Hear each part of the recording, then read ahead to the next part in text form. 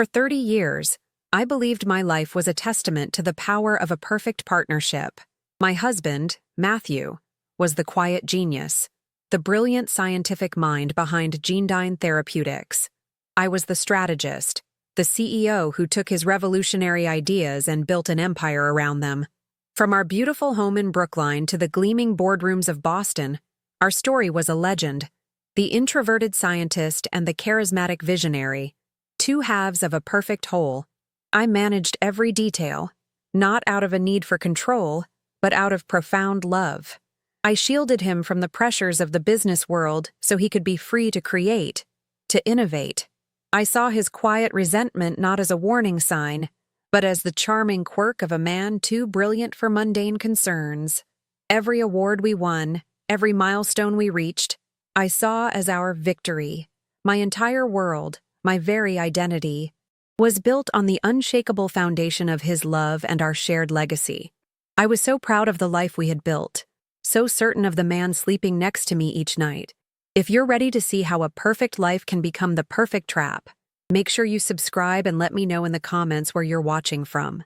You won't want to miss what happens next. Our little ecosystem was perfectly balanced, or so I thought. It even included his protégé, the young and ambitious Dr. Ava Chen. I saw her as a daughter of sorts, a testament to Matthew's ability to inspire the next generation. I encouraged their collaboration, championing her work within the company, and delighting in the way her eyes lit up when she spoke of his mentorship. In public, she was my most vocal admirer, always praising my leadership and thanking me for the opportunities I'd provided. I interpreted her fawning respect as genuine gratitude, a sign that our company culture was one of loyalty and shared ambition. They made me feel essential, needed. Matthew would often say he couldn't handle a single board meeting without me, while Ava would bring me coffee. Asking for my opinion on presentations she was preparing for him, they carefully constructed my cage, and I decorated it myself, calling it a palace. My blindness wasn't an accident. It was a carefully cultivated state, nurtured by two predators who had perfected the art of playing the loyal sheep while sharpening their teeth in the shadows. The world returned to me in fragments. The screech of tires on the I-90, the sickening crunch of metal, the blinding flash of a spider web cracking across the windshield. Then, silence, replaced by the sterile, rhythmic beeping of a heart monitor. I was floating in a haze of pain and medication, aware of hushed voices just beyond a curtain. I remember a doctor, his tone urgent, explaining the internal bleeding, the desperate need for a transfusion. My blood type, AB negative, was a cruel joke of genetics, the universal recipient who could only donate to my own kind. But Matthew, my Matthew, was the same. A perfect match, in life and now, in this moment of near death. I tried to call out his name, to tell them he was there, my anchor, my other half, but my lips were too heavy, my throat a desert. I could only lie there, a silent passenger in my own crisis, waiting for my husband to save me, as I always believed he would. Through the fog of semi-consciousness, I heard the doctor's clear, professional voice asking Matthew to donate. I felt a surge of what I can only describe as prideful love, even then. Of course, he would. He would move heaven and earth for me. And then, I heard his reply. The words weren't shouted in panic or choked with fear. They were delivered with a calm, chilling finality that cut through the morphine and straight into my soul. I'd rather die than save someone like you. The phrase didn't register as a betrayal at first. It was a logical impossibility, a sentence my brain refused to parse. It was like hearing the sun had decided to rise in the west. A nurse gasped in the hallway, a sound of pure shock. Seconds later, Matthew was by my side, his voice a frantic performance of concern, dismissing his words as a moment of traumatic stress. He held my hand, but it felt like the touch of a stranger, his skin cold and reptilian. The lie was more insulting than the truth, a final twist of the knife that assumed I was too weak to even recognize my own executioner. In that hospital bed, something inside me didn't just break. It flash froze and then shattered into a million razor-sharp pieces. The 30 years of shared laughter, of whispered secrets in the dark, of building an empire from a single brilliant idea. It all evaporated. It was a phantom limb, an ache for a life that had never actually existed. The warmth I had mistaken for love was just the reflected glow of my own devotion. The quiet resentment I had brushed aside as an artist's temperament was, in fact, a festering, murderous hatred. There was no confrontation, no screaming match in my mind. There was only a profound and terrifying silence, a vacuum where my love used to be. The question was no longer if he had betrayed me. His words were an undeniable declaration of war. The only mystery left, the one that began to beat in my heart with a cold, steady rhythm, was why. Why this level of absolute contempt? What had I done to deserve not just betrayal, but a death sentence? A few days later, a nurse brought me a small box containing the personal effects they had recovered from the crash site. My wallet, a single earring, the car keys, the mundane artifacts of a life that was now ancient history. I ran my fingers over the familiar leather of my coat, the one I'd worn to the last board meeting. My hand brushed against something small, hard, and unfamiliar in the inner pocket. I pulled it out. It was a small, metallic flash drive, no bigger than my thumb, with no markings or labels. I stared at it, turning it over and over. It wasn't mine. I had never seen it before. In my meticulously organized life, there were no stray objects, no unaccounted-for items. Every piece of my world had a purpose and a place. This object was an intruder, a foreign body in the ecosystem I thought I controlled. A chill ran down my spine that had nothing to do with the hospital air conditioning. I knew, with a certainty that settled deep in my bones, that this was no accident. This tiny piece of metal was a key. Clutching the cold drive in my palm, the two pieces of the puzzle clicked together in my mind with horrifying clarity. The venom in Matthew's voice and this mysterious object in my pocket were not separate events. They were connected. Someone had placed this drive on me, and my husband's desire for my death was not a sudden, stress-induced impulse. It was a calculated part of a much larger, more sinister plan. The car crash was no longer a random tragedy. It was a failed assassination attempt. And this flash drive was the loose thread, the one mistake in their otherwise perfect conspiracy. In that moment, the grief was cauterized by a white-hot, analytical rage. I was no longer Eleanor Vance, the loving wife and devoted partner. That woman had died on the highway. I was a strategist, a CEO, and a survivor. They had tried to erase me from the equation, but they had failed. Now, they were going to learn what it truly meant to be in a battle with someone who had absolutely nothing left to lose. Walking through the front door of our Brookline home was like stepping onto a meticulously designed stage set. The life I once knew was gone, replaced by this chilling replica. Matthew and Ava were there, their faces a perfect mask of worried affection. He rushed to my side, his hands fussing over me, his voice a low, concerned murmur about how he'd almost lost me. Ava followed, her eyes wide with what was meant to look like tearful relief, offering me a glass of water, a blanket, anything to prove her devotion. They moved around me like vultures performing a ballet, their every gesture a calculated lie. I could feel the weight of their expectations. They were waiting for the explosion, the accusations, the grief-fueled rage of a betrayed wife. They were prepared for that fight. But I had died on that highway, and the woman they were tending to now was someone they had never met. I let them guide me to the sofa, my body playing the part of the fragile survivor while my mind was a block of ice, observing, recording, and planning. I looked up at Matthew, letting my eyes fill with manufactured tears. I saw the flicker of relief in his gaze as he mistook my cold fury for brokenness. This was the moment. Instead of screaming the truth I knew, I let out a soft, shuddering sob. "I'm so sorry, Matthew," I whispered, my voice trembling with practiced fragility. "I'm so sorry I scared you like that. The doctor told me what you said. I can't imagine the stress you were under, seeing me like that." The effect was instantaneous and absolute. His entire body relaxed. Ava's practiced look of concern morphed into one of pity. They had won, or so they thought. They saw a woman shattered by trauma, ready to accept any narrative they fed her. They wanted a victim, a fragile thing they could manage and eventually discard, and I would give them the performance of a lifetime. Their arrogance, their belief in my weakness, was no longer an insult. It was my single greatest weapon, a cloak of invisibility I would wear until the very end.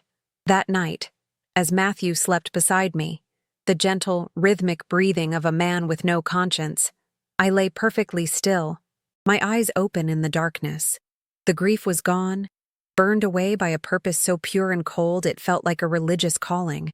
There would be no tearful confrontations, no pleas for an explanation. An emotional response was what they expected. It was what they were prepared to handle. But I was a strategist. I didn't win battles with emotion. I won them with data, leverage, and flawless execution. My objective was no longer simply to survive. It was to obliterate. I would not just take back my company. I would systematically dismantle every pillar of their lives, salt the earth where their reputations once stood, and ensure the world knew them for exactly what they were. My fingers curled around the small, hard shape of the flash drive in my robe pocket. The war had been declared in that hospital hallway. Here, in the quiet of my home, I was formally accepting the terms and drafting my own. The next morning, I began. While they saw a woman slowly recovering, listlessly flipping through magazines and taking prescribed naps, I was reassembling my empire in the shadows. Every phone call to a concerned board member was a carefully worded intelligence-gathering mission. Every email was a breadcrumb. They had made me feel indispensable while isolating me. Now I would use that same perceived indispensability to regain access to every corner of my company. They believed my mind was fogged by trauma and medication, never suspecting that it had never been clearer. They had underestimated the CEO who had built Genedyne from the ground up. They saw Eleanor Vance, the doting wife. They had forgotten about Eleanor Vance, the ruthless negotiator who had closed billion-dollar deals and crushed competitors without blinking. That was their fatal error. They were playing checkers in a world where I had always, and would always, be the one controlling the entire chessboard. Their downfall wouldn't be loud and sudden. It would be a quiet, methodical extinction. My first move wasn't an attack, but an acquisition. I needed an asset, an ally who operated outside the pristine, glass-walled world of Genedyne. The name came to me in a flash of clarity. Frank Miller. I had fired him as our head of security 5 years ago. Matthew had insisted, calling him paranoid, an old-school relic who saw threats in every shadow. I now understood that what Matthew saw wasn't paranoia. It was a professional instinct that made him deeply uncomfortable. Frank was loyal to me, and his so-called paranoia was exactly the skill set I now required. I found his number in an old contact list, my fingers steady as I dialed. This wasn't a plea for help. It was a strategic recruitment, the first piece I was moving back to my side of the board. I met Frank at a small, unassuming diner in Alston, a place Matthew would consider beneath him. He looked older, his face etched with lines of cynicism, but his eyes were the same, sharp, analytical, missing nothing. He listened without a single interruption as I laid out the narrative. The crash, the hospital, the 6 words that had redefined my world. I didn't frame it as a personal tragedy. I presented it as a hostile takeover attempt. Then, I slid the small flash drive across the table. I need to know what's on this, I said, my voice even and low. And I need you to be a ghost. I'm not hiring a security consultant. I'm retaining a specialist in counterintelligence. A grim, knowing smile touched his lips. Paranoia is just pattern recognition, Eleanor. Glad to see you finally come to appreciate it. He pocketed the drive. The game had officially begun. 2 days later, Frank's call came. His voice was devoid of emotion, a clinical report of a disaster. It's worse than you think, he began. The drive was a treasure trove of their treason. They had been running a ghost lab, a parallel research project hidden within Genedyne's own infrastructure. For years, they had been using our resources, our funding, and our foundational research to secretly develop an improved, next-generation version of NeuroCure, our company's flagship drug. They had engineered a new molecule, a successor designed to make our billion-dollar product obsolete overnight. Their plan was audacious: patent the new drug under a shell corporation, wait for me to launch NeuroCure, and then enter the market as a competitor, leaving Genedyne and me with nothing but a worthless formula and the ruins of an empire. The data on the drive was their final set of clinical trials. It was the blueprint of my execution. The rage that filled me was not hot and explosive, but cold and methodical, like liquid nitrogen. An emotional confrontation was precisely what they expected and were prepared to handle. I needed a legitimate, unimpeachable reason to gain access to every server, every lab record, every digital corner of the company I had built. The next morning, I called an emergency executive meeting. I played my part perfectly, walking in with a cane I didn't truly need. My movements slow and deliberate. My voice was soft, tinged with the fragility of a survivor. In light of my accident, I announced, our legal counsel advises we must prepare for a potential SEC review. I am therefore initiating a full-scale, top-to-bottom data integrity audit, effective immediately. It was the perfect corporate smokescreen. To object would be to invite suspicion. I saw the immediate flicker of unease in Matthew's eyes, a micro-expression of fear. Excellent. The psychological war had commenced. The audit became my sword and my shield, allowing me to move through the company with newfound purpose. My first target was Ava. I orchestrated a chance encounter near the main laboratory. I leaned heavily on my cane, projecting an aura of weary vulnerability. Ava, my dear, I said, my voice a soft murmur. Matthew was just telling me about your incredible contributions to the stabilization protocols for NeuroCure. He's so proud. Says you're the real genius behind its final form. I do hope he's ensuring you receive the public credit you so clearly deserve. I watched her face carefully. The praise landed, but so did the subtle insinuation. He's taking all the credit for your work. She gave me a brilliant, brittle smile and assured me he was. But I saw it. The first hairline crack in their united front had appeared. Next, I turned my attention to the financial arteries of their conspiracy. I summoned our CFO, David Chen, a perpetually nervous man whose loyalty had always been to Matthew's research budget rather than to the company's fiscal health. In my office, I didn't accuse. I simply inquired. With the audit report open on my monitor, I pointed to a series of line items. David, I'm a bit puzzled by these requisitions for advanced spectrometers assigned to Lab 7B. That lab is supposed to be for storage. And this substantial consultancy fee to a firm called Phoenix Innovations? I'm not familiar with them. His face turned a pasty white. He stammered about exploratory side projects. I just nodded slowly, my gaze unwavering. Of course, just tidying the books for the audit.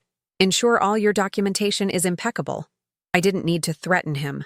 The sheer terror in his eyes confirmed it. Phoenix Innovations was their shell company. That evening, I continued my campaign in the quiet of our home. I brought Matthew a cup of tea in his study, playing the role of the devoted, slightly overwhelmed wife. Darling, I began, my voice laced with a delicate thread of concern. This audit is proving to be quite stressful. David in finance seems so jumpy lately, and some of Ava's recent lab requests are, well, incredibly ambitious. I'm worried she might be overpromising. Perhaps getting ahead of herself. You know how driven young researchers can be. I'd hate for her ambition to create any complications for you. I placed a gentle hand on his arm, feigning support while I planted the seed of doubt. Ava is reckless. Her ambition could expose us. His jaw tightened almost imperceptibly. The second crack in their alliance was formed. While I was sowing discord within Genedyne's walls, Frank was my ghost in the machine. Using the audit as his legitimate cover, he delved into the company's digital infrastructure. He followed the money trail from David Chen's panicked expense reports directly to the offshore bank accounts of Phoenix Innovations. He unearthed a series of heavily encrypted emails between Matthew and a patent lawyer, discussing the precise timeline for filing the patent on their stolen drug. Their target date was the week immediately following the annual investor gala, the same event where they planned to announce my health-related retirement. Every file Frank sent me was another nail, meticulously forged and ready to be hammered into their coffins. I was no longer just a victim.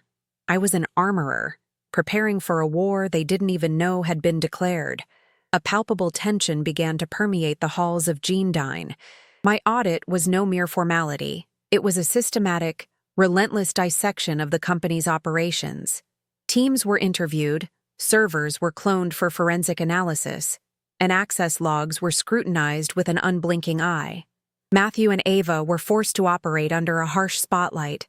I would see them in tense, whispered arguments in glass-walled conference rooms, their body language screaming anxiety. Their usual channels of communication were compromised. They had no idea what I was truly looking for, still believing this was all a misguided, trauma-induced overreaction on my part. They couldn't see the predator that was patiently stalking them. They could only feel the pressure building, the walls closing in, the air growing thinner with each passing day. My next step was to methodically dismantle their support network. They had cultivated a small cabal of loyalists within the research department, scientists and technicians who believed in Matthew's genius and Ava's ambition. I began to neutralize them with strategic precision. One senior technician was given a surprise promotion to lead a prestigious new project on the opposite side of campus, completely isolated from their work.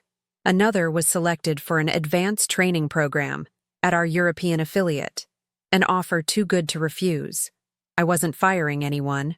I was surgically relocating them, breaking up the cellular structure of their conspiracy under the benevolent guise of career development. For the company, it looked like I was rewarding talent. For Matthew and Ava, it was another support beam being silently and inexplicably kicked out from under them. The psychological warfare escalated. I began to use their own home as a theater of anxiety. I left a printout of a news article about the Economic Espionage Act on my desk, with a paragraph about the severe prison sentences highlighted in yellow. I knew Matthew would see it. I never mentioned it. A few days later, over a silent dinner, I remarked casually, "I had the most interesting lunch today with an old friend from the U.S. Attorney's Office. It's been years." I watched him over the rim of my wine glass. I saw his fork pause mid-air, the subtle clenching of his jaw. I was no longer simply gathering evidence. I was weaponizing his own guilt, making his conscience a relentless, internal tormentor that whispered to him in the dead of night. The pressure was yielding results. One afternoon, I overheard Ava confronting Matthew just outside his office. Her voice was a low, sharp hiss of panic. "This audit is a nightmare, Matthew. She's asking David Chen specific questions about Lab 7B. The CFO looks like he's about to confess to treason every time someone says, 'Good morning?' Are you absolutely certain you have this under control?" His reply was dripping with the casual arrogance I now knew so well. "She's a businesswoman, Ava, not a scientist. She's looking at spreadsheets, not molecules. She has no idea what she's seeing. Just stay calm and let me handle my wife." The condescension in his voice was a physical thing. I could feel Ava's fury and humiliation from down the hall. The seeds of doubt I had planted were now sprouting into a thicket of mutual resentment.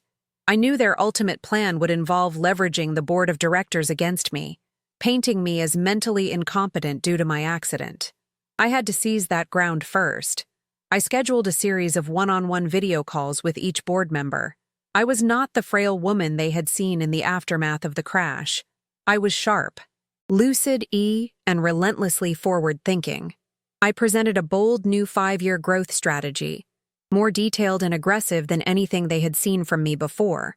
I carefully framed Matthew as a brilliant but sometimes distracted academic, while positioning myself as the indispensable strategic anchor of the entire enterprise. I was methodically reasserting my authority, reminding them exactly who had built their fortunes. I was not a victim to be pitied. I was the leader they couldn't afford to lose. The final piece fell into place late one night. Frank called, his voice grim with a sense of triumph. "I've got it, Eleanor," he said. The smoking gun.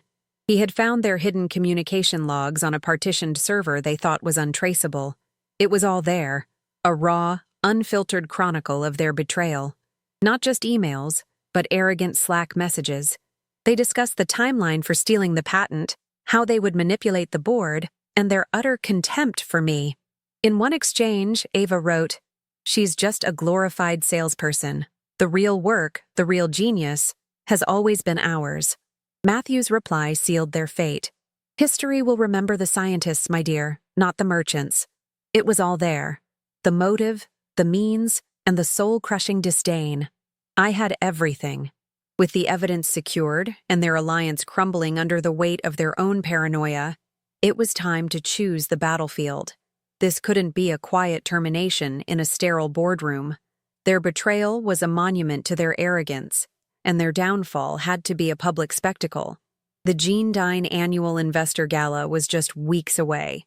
It was the biggest night of our corporate year, a globally live-streamed event celebrating our success. They believed it would be the stage for their coronation, the moment they would gently announce my retirement and their ascension to power.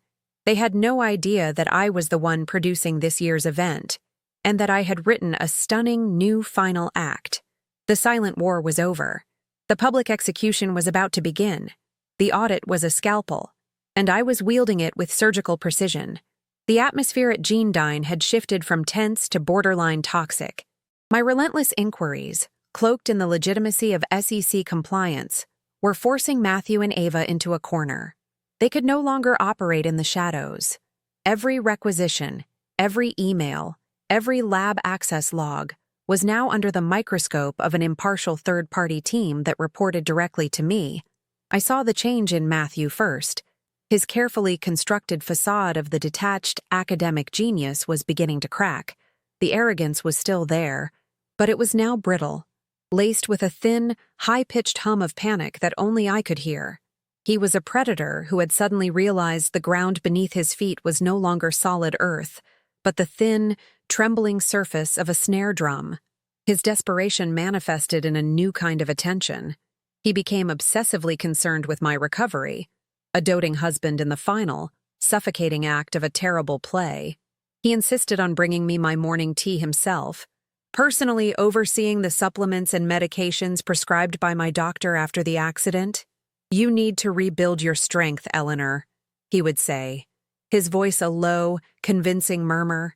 "You're pushing yourself too hard with this audit. Let me take care of you." Ava echoed his sentiments, her face a mask of earnest worry, constantly reminding me to rest, to delegate, to step back. They were no longer just trying to manage me. They were actively trying to remove me from the board, not with a hostile takeover, but with a smothering, feigned concern that was more sinister than any open attack. I played my part, accepting their care with a weary gratitude that seemed to confirm their narrative of my fragility. I allowed them to believe they were managing my decline, that their gentle pressure was working. But they were no longer just playing a corporate game. They had escalated. They had moved from a plan of theft to one of active sabotage, targeting not just my company, but my mind. I could feel the subtle shift in their strategy, a pivot from undermining my authority to methodically dismantling my very being. Their goal was no longer just to steal my legacy. It was to erase the woman who had built it, to leave behind a confused, broken shell that the world would pity and quickly forget. They were no longer just thieves. They were becoming destroyers. The change began subtly, an insidious creep of fog at the edges of my mind. At first, it was a profound sense of exhaustion that went beyond post-accident fatigue. It was a leaden weight in my limbs, a heavy blanket over my thoughts that made even the simplest strategic decisions feel like monumental efforts. Then came the small, unnerving lapses. In a meeting with our legal team, I lost my train of thought mid-sentence, staring blankly at a familiar face, the name momentarily erased from my memory. I covered it with a cough, blaming the lingering effects of the crash, but a cold dread coiled in my stomach. This was not the sharp, analytical mind that had built an empire. This was something else, something foreign, something being done to me. The incidents grew more frequent, more alarming. I found myself struggling to recall key data points during presentations, my words feeling thick and clumsy in my mouth. I would read a financial report, and the numbers would seem to swim before my eyes. Refusing to lock into the clear, logical patterns I had always seen so effortlessly, Matthew was always there, ready to step in with a gentle hand on my arm. "Eleanor, why don't you let me handle this part?" He'd offer to the room, his tone one of pained sympathy. "Us? She's still recovering, as you can all see." He wasn't just observing my decline. He was choreographing it, presenting each stumble as another piece of evidence in the case he was building against my competence. I started to feel like a stranger in my own body. The mornings were the worst. I would wake up feeling disoriented, the world muffled as if I were hearing it through cotton. The clarity I had felt in the days after the accident, that cold, sharp-edged fury, was being blunted, replaced by a frustrating, persistent haze. I knew, with the unshakable instinct of a survivor, that this was not natural. This was not trauma. This was an attack, a chemical assault being waged not in a laboratory, but at my own bedside. My home was no longer a sanctuary. It had become the front line in a war for my own consciousness, and I was terrifyingly, dangerously, losing ground. The moment of absolute certainty came on a Tuesday morning. Matthew brought me my tea and my small tray of morning pills, just as he always did. He watched me take them, a look of serene care on his face. An hour later, during a video conference with our European investors, the fog descended with a vengeance. I couldn't follow the conversation, the English words sounding like a foreign language. I had to feign a technical glitch and end the call, my heart pounding with a mixture of fear and pure, unadulterated rage. It was a pattern, as reliable as the sunrise. His care in the morning was directly linked to my cognitive failure by midday. The loving husband was a poisoner, and his weapon was the very medicine meant to heal me. I knew I couldn't simply stop taking the medication. He would notice. His suspicion would turn into outright aggression, and I was not yet ready for that confrontation. I needed proof. That evening, I palmed the small blue pill he handed me, performing a sleight of hand I didn't know I possessed. I mimed swallowing it with a glass of water, then excused myself. In the bathroom, my hands trembling, I carefully wrapped the pill in tissue and tucked it into a secure pocket in my purse. I did the same the next morning with a different capsule. I was now collecting evidence not just of corporate espionage, but of attempted murder, one carefully prescribed dose at a time. The game had changed. This was no longer about my company. It was about my life. My next call to Frank was different. My voice was low, urgent, stripped of all corporate decorum. "Frank, I need you to meet me. Now. It's not about the audit anymore." We met at the same diner, but the mood was darker, the stakes infinitely higher. I slid a small sealed envelope across the table containing the pills I had saved. "I need to know what these are," I said, my voice barely a whisper. "The white one is from my official prescription. The others are the ones Matthew has been giving me. I think he's swapping them." Frank looked at me, his face grim, the cynical humor gone from his eyes. He didn't question me. He simply nodded, pocketed the envelope, and said, "I'll have an answer for you within 24 hours. Be careful, Eleanor. You're not in a boardroom anymore." The 24 hours I waited for Frank's call were the longest of my life. I had to continue the charade, swallowing the placebo capsules I had substituted from an old vitamin bottle, while pretending to be increasingly frail and confused. I watched Matthew and Ava exchange knowing, pitying glances over my head at dinner. They were so confident, so sure of their victory. They saw my faked stumbles and mental lapses as the successful outcome of their chemical warfare. Their arrogance was my shield, but it was a fragile one. Every moment I spent under that roof, I felt like a spy deep in enemy territory, one wrong move away from being discovered and eliminated for good. Frank's call came while I was in my study, staring blankly at a wall. His voice was cold, tight with fury. "The lab results are in. The pills he's been giving you. It's a sophisticated cocktail, Eleanor, a non-commercial blend.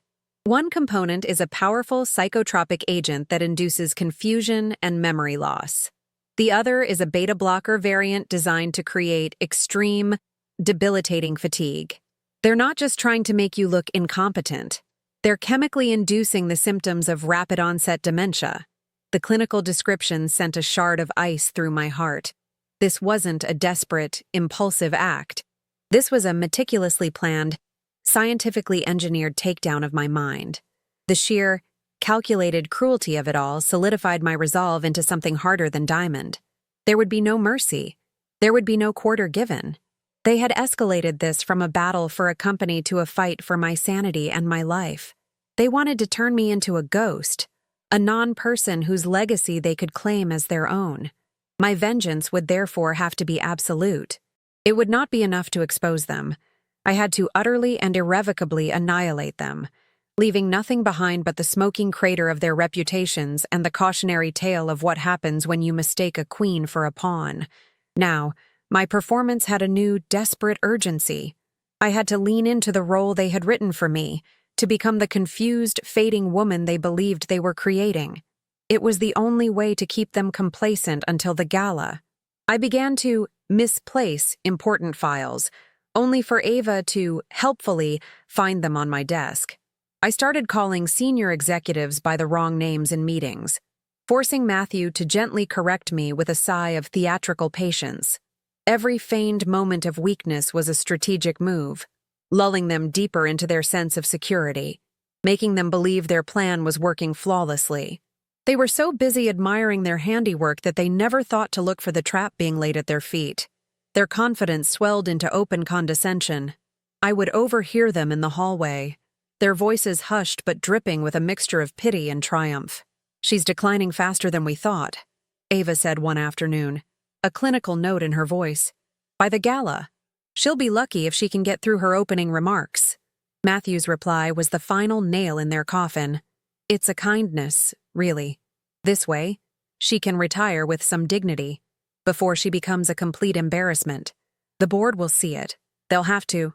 They weren't just plotting a coup, they were congratulating themselves on their compassion while doing it. They began to make their move on the board, just as I had anticipated. Matthew scheduled a series of confidential calls with our most influential directors. His narrative was consistent and devastatingly effective. Eleanor, my brilliant wife, is not herself since the accident. Her judgment is impaired. Her memory is failing. I'm worried she's becoming a liability to the company she loves. He wasn't staging a coup. He was presenting himself as the reluctant, responsible heir, forced to take the reins to protect their investments and his wife's legacy. He was using their genuine concern for me as a weapon, twisting their loyalty into a tool for my own destruction. But I was always one step ahead. For every call he made, I had already laid the groundwork. The bold, aggressive 5-year plan I had presented to the board weeks earlier now served as a powerful counter-narrative. The directors were caught between two conflicting realities: the sharp, visionary CEO they had spoken with, and the failing, fragile woman Matthew was describing. They were confused, uncertain. And in that uncertainty, I found my opening. I was creating just enough doubt to keep them from acting, to ensure they would all be present at the gala, waiting for the definitive proof of which version of Eleanor Vance was the truth. While Matthew was busy playing the concerned husband to the board, Frank and I were finalizing the logistics for the gala. He was no longer just a private investigator. He was my technical producer. Under the guise of upgrading the event's audio-visual systems, he gained complete control over the network, the projectors, and the live-stream feed. We had a dedicated, encrypted back channel and a series of redundant systems. There would be no glitches, no convenient power failures. The stage was being set not for a corporate presentation, but for a live globally broadcast tribunal. Every piece of evidence, the financial records, the emails, the lab reports on the pills, the secret communications, was loaded and ready. The days leading up to the gala were a blur of calculated fragility. I moved through the office like a ghost, my steps slow, my voice soft and wavering. I let Ava guide me by the arm. I allowed Matthew to finish my sentences. I could feel their impatience, their eagerness for the final act. They were like actors in the wings, waiting for the curtain to rise on their triumph. They had grown so accustomed to my weakness that the possibility of my strength had been completely erased from their minds. They saw a victim stumbling towards her exit, never suspecting they were being led to a gallows of their own making. The night of the gala arrived. As I stood before the mirror in my evening gown, I saw the woman they had tried to create. I was paler, thinner. There were dark circles under my eyes that no amount of makeup could completely hide. I looked frail. I looked vulnerable. I looked, for all the world, like a woman on the verge of collapse. But my eyes told a different story. They were not cloudy with confusion or dimmed by despair. They held the cold, clear light of absolute certainty. They saw the battlefield, the enemy, and the precise, devastating arc of the killing blow that was to come. Matthew came into the room, adjusting his tie. He looked at me, and a flicker of what might have been genuine pity crossed his face. "Are you sure you're up for this, Eleanor?" he asked, his voice a perfect blend of concern and condescension. "No one would blame you if you just wanted to rest." I gave him a weak, trembling smile. "I have to," I whispered. "For the company. For us." His answering smile was triumphant. He took my arm, his grip proprietary, ready to lead me to the stage. He thought he was escorting me to my retirement. In reality, he was a condemned man, unknowingly walking his executioner to the switch. In the car, Ava sat in the front, chattering excitedly about the future of the new drug, carefully avoiding its name. She spoke of clinical trials and market penetration, her words a thinly veiled audition for her new role. Matthew and I sat in the back, my head resting on his shoulder in a parody of marital trust. I could feel the tension in him, the thrum of anticipation. They believed they were minutes away from everything they had ever wanted. The wealth, the recognition, the legacy, all of it cleansed of my name. They were so focused on the finish line, they never saw the cliff edge just beyond it. As we pulled up to the venue, the flashes of cameras were blinding. I leaned on Matthew heavily, playing my part to the very end. The whispers from the press were audible. "She looks so fragile. Is she really well enough to lead?" Their narrative had been perfectly seeded. The world was primed to see a tragedy, a graceful exit for a once great leader. They were all expecting a eulogy for my career. They had no idea they were about to witness a resurrection, and that the price of my rebirth would be the public crucifixion of the two people I had once loved most in the world. Walking through the crowded ballroom on Matthew's arm felt surreal. The air was thick with expectation.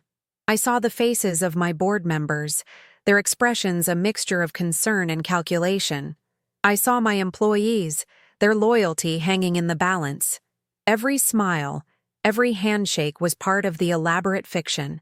Matthew and Ava moved through the room like royalty, accepting condolences for my condition while simultaneously positioning themselves as the stable future. They were soaking in the spotlight, completely oblivious to the fact that I was the one who had focused it on them, and that I was about to turn its gentle warmth into an incinerating beam. Frank gave me a subtle nod from his position near the tech booth as we approached the stage. Everything was in place. My heart was not pounding with fear, but with a slow, steady, powerful rhythm, like a drum beating for war. This was the culmination of weeks of silent, meticulous planning. It was the end point of a 30-year lie. On that stage, under the glare of 1,000 lights, the truth would finally have its moment, and it would not be gentle or forgiving. It would be brutal, complete, and final.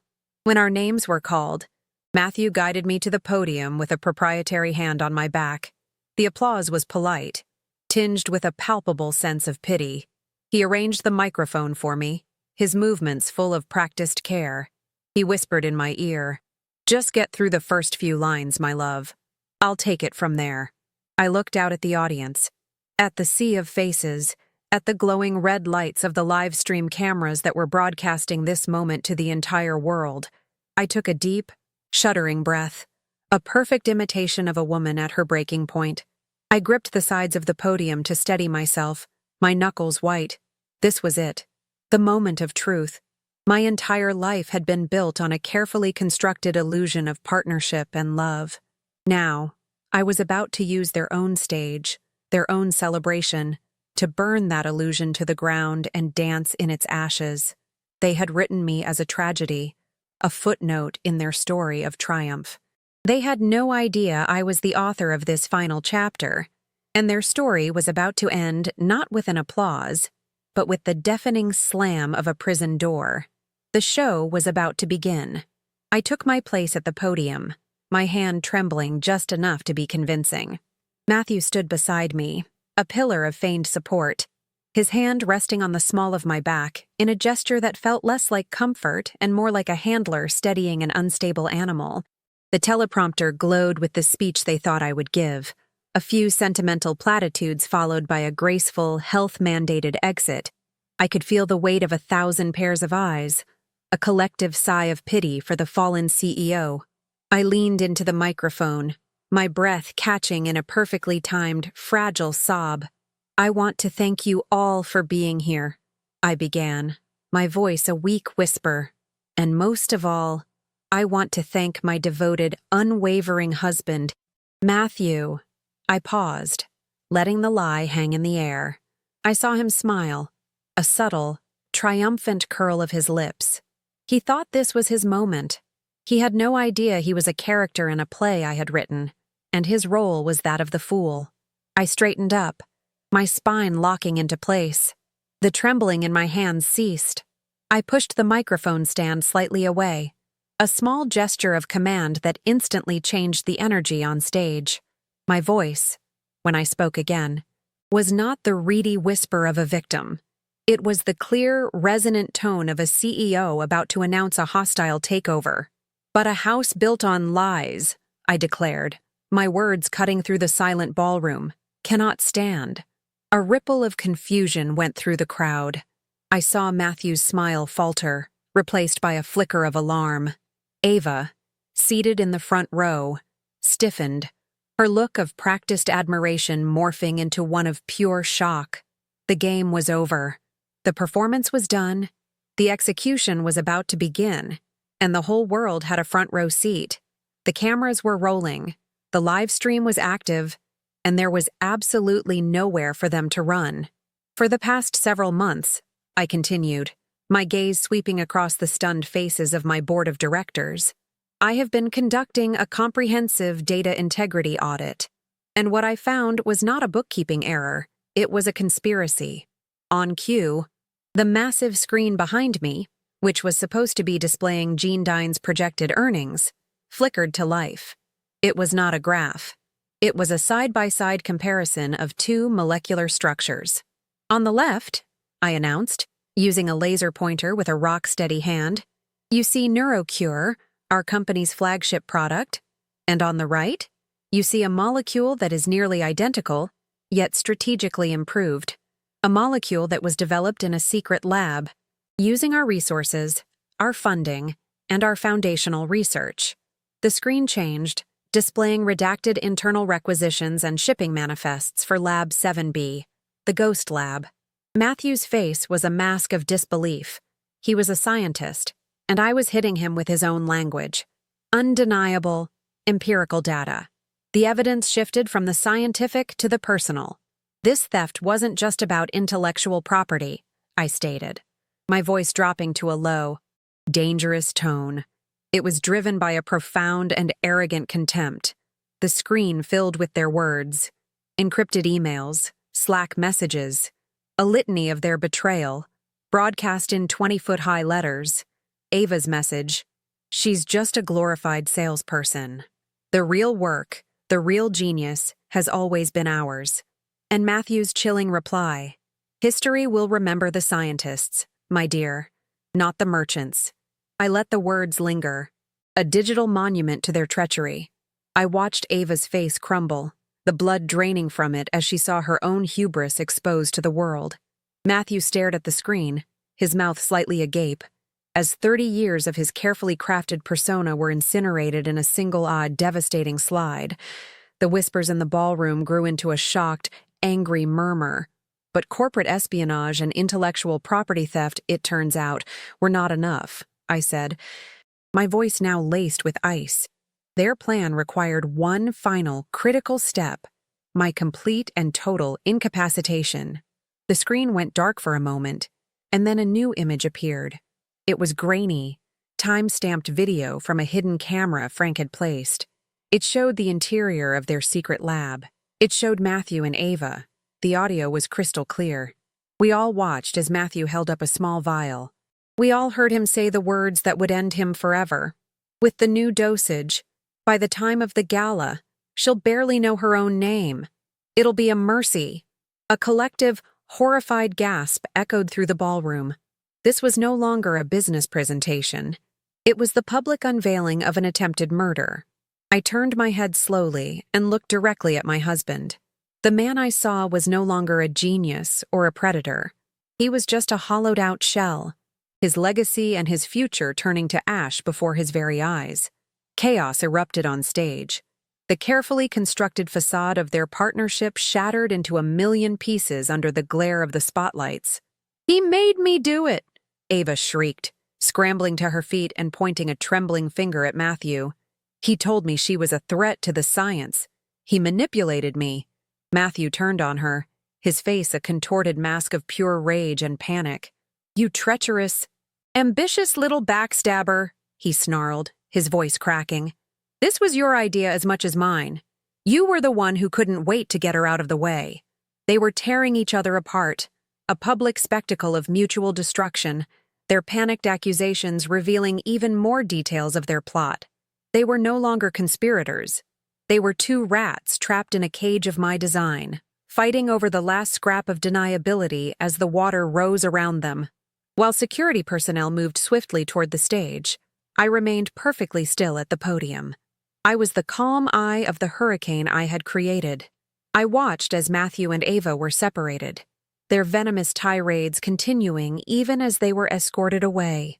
This wasn't a moment of triumph or joy. It was a necessary amputation, a painful but essential act to save the body of the company I had built. I turned back to the microphone, my gaze sweeping over the silent, shell-shocked audience.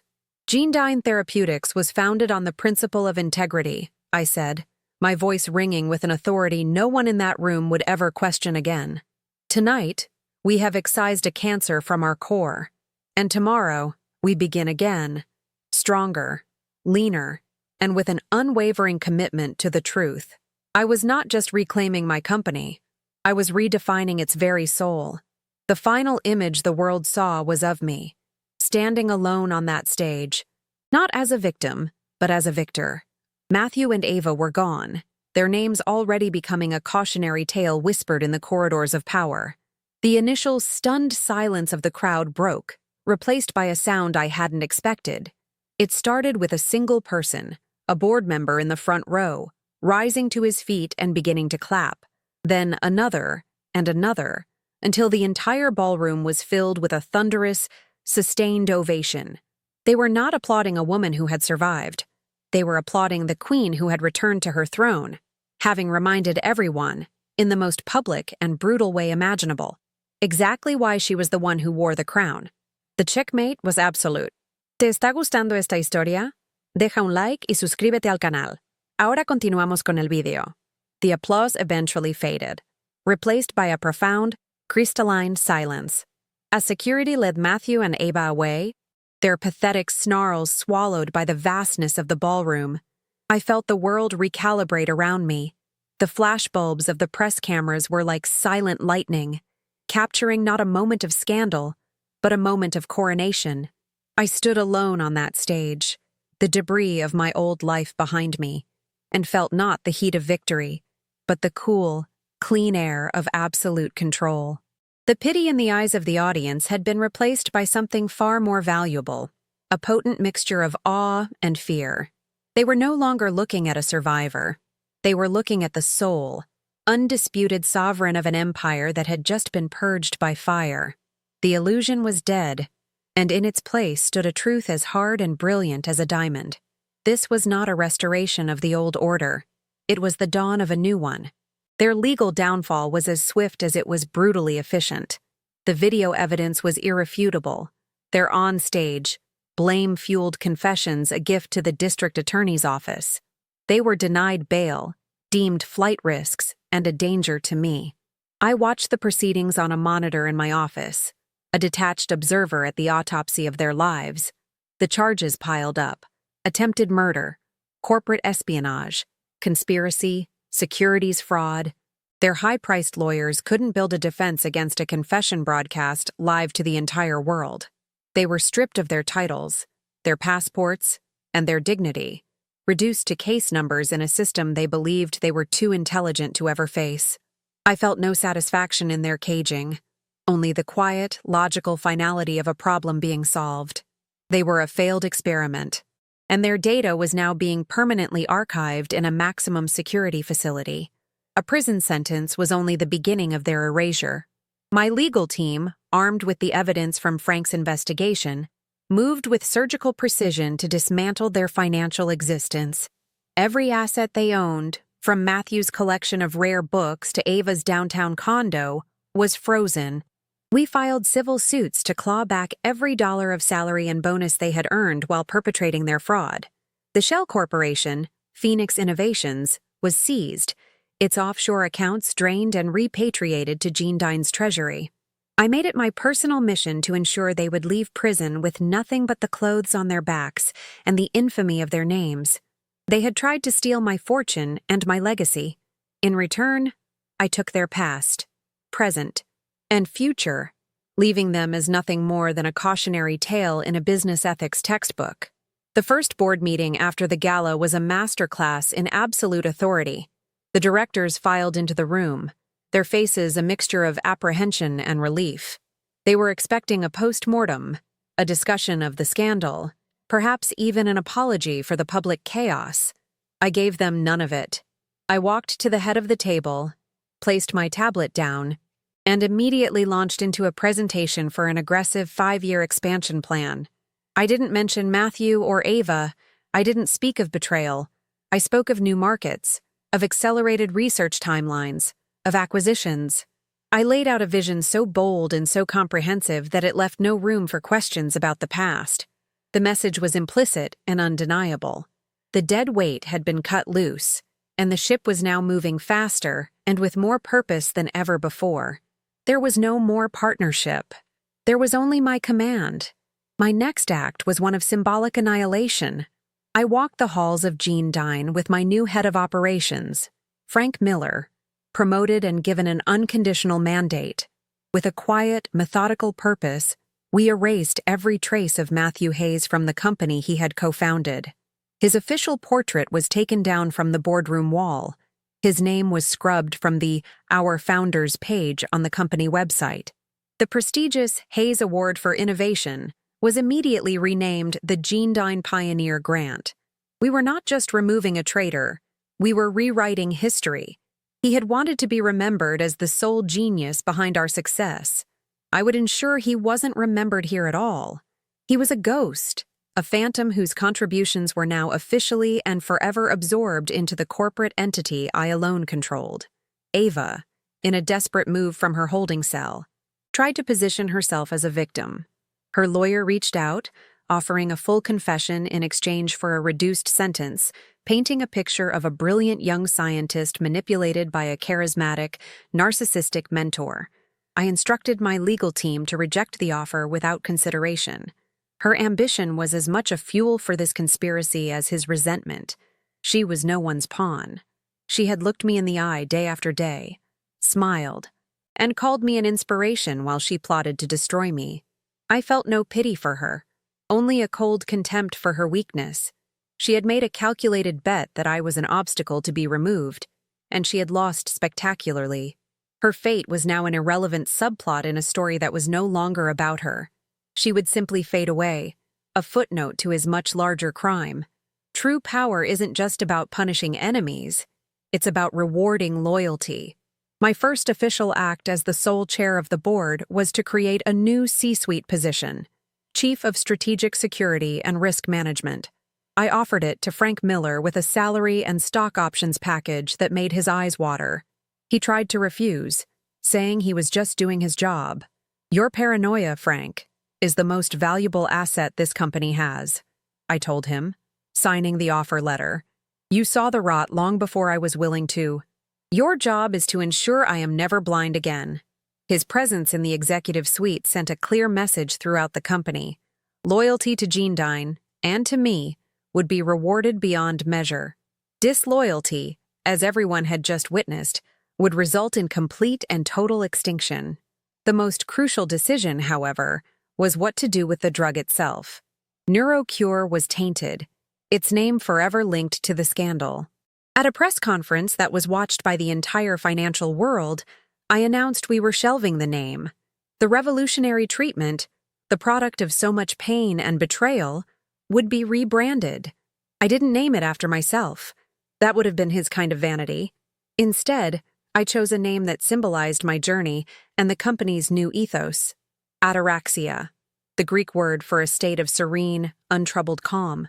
It was the state of mind they had tried to chemically strip from me, and it was the clarity with which I would now lead.